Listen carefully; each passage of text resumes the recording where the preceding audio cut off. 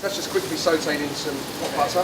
The man who'll prepare a feast for some of the biggest names in film.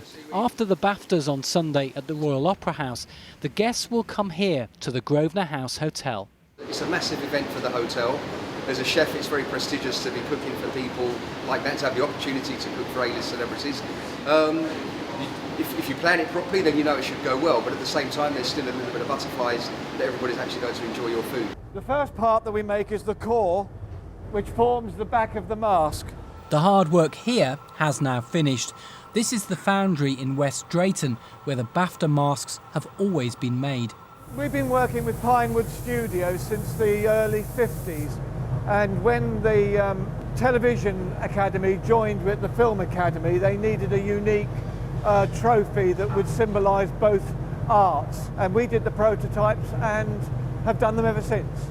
This year, Patrick and his team have made 260 masks. The BAFTA is unique amongst trophies of this type.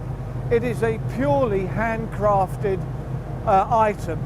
It is as near to an art object as you can get for these things. The others are more industrially produced. And this here is the result of our endeavours. He's pleased with his results, but which stars will be pleased on Sunday night? I want to talk about loyalty, Toby. British Cold War era spy movie Tinker Tailor Soldier Spy has 11 nominations. Will it win any of the masks made in West Drayton? Matthew Morris, BBC London News.